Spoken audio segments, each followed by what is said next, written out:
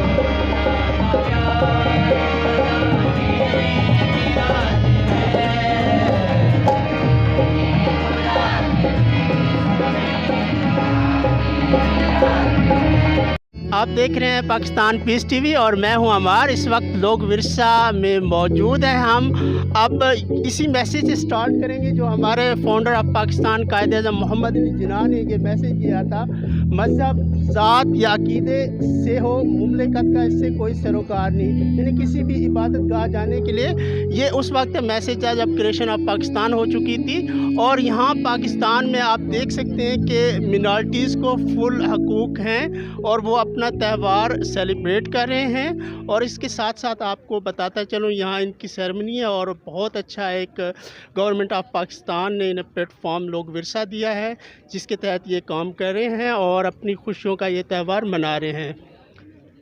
यहाँ आप देख सकते हैं कि यहाँ बच्चे जो हैं अपने क्रिसमस डे को किस तरह सेलिब्रेट कर रहे हैं और यहाँ पे आपको इनकी पेंटिंग और ये चीज़ें मैं आपको साथ साथ दिखाता चलूँ और ये कितनी लगन से अपनी पेंटिंग कर रहे हैं। इसके साथ ही आपको ये बहुत खासी तादाद में बच्चे दिखाई दे रहे हैं जो पेंटिंग में महव हैं।